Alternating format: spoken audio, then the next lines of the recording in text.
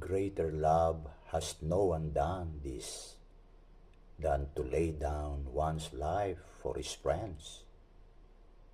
Many of us suffer from the pain of abandonment, rejection, and betrayal.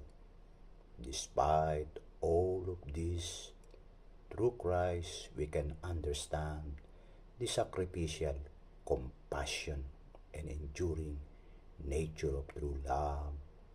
Today, remember that you are loved by God. Jesus said so with his life.